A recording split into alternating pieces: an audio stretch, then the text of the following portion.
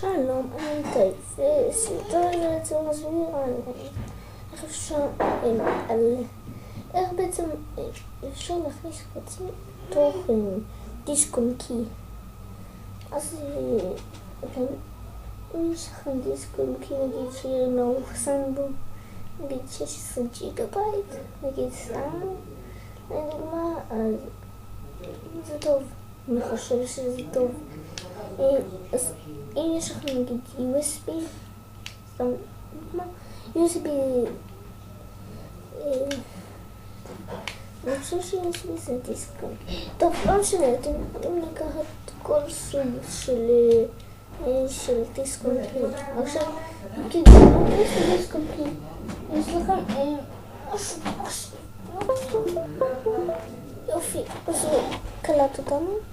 אם שמעתם את הצלצולים, אוי כמה תוכנות יש לי. טוב, אז הנה, הוא צריך חומרה ושליפת, לא צריך את זה עכשיו. אז אתם נכנסים לסייר הקבצים של ווינדוס.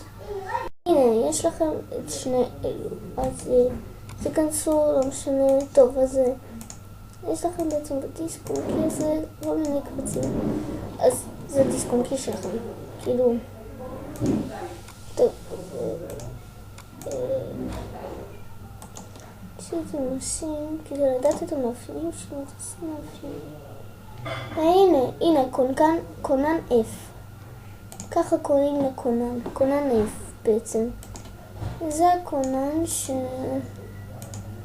עכשיו אין לי מושג למה צריך לקונן הזה, אבל זה מין משהו כזה. וידאו קליפ. אז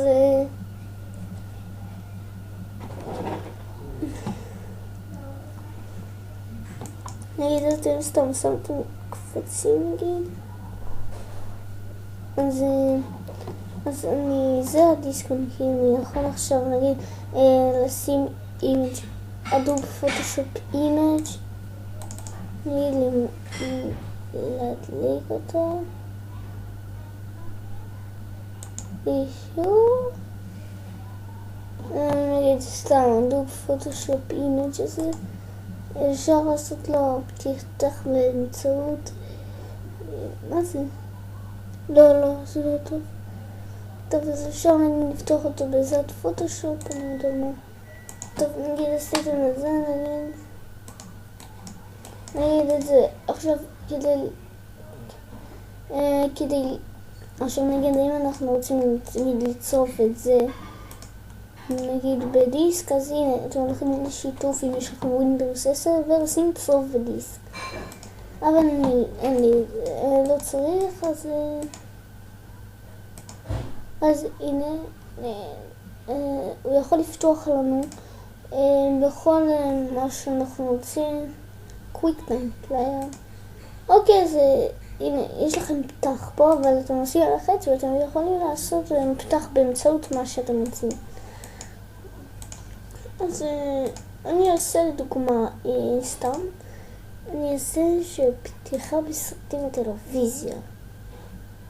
לדוגמה, אתם יכולים לעשות את זה ולשנות לזה את המאפיינים והכל, אבל אני לא מעדיף, אני אשאיר את זה ככה, כמו שצריך. אז עכשיו כדי להוציא את הדיסק בעדינות, אני כבר לא צריך, אז כדי להוציא את הדיסק בעדינות, הנה פה תעשו והוציא את זה עד שמסמן לכם משהו כזה. אוקיי, עכשיו אני יכול להוציא את הזה וזהו. אז ומי שסתם ככה מוציא בלי להוציא בעדינות, אז עם השלבים ולא לוחץ פה ומסמן על כרטיס קונקי שלו ופשוט סוגר את זה, אז אני לא חושב שזה יגיב כל כך טוב. אני מעדיף להוציא את זה בעדינות רבה מאוד. אז לא, כן.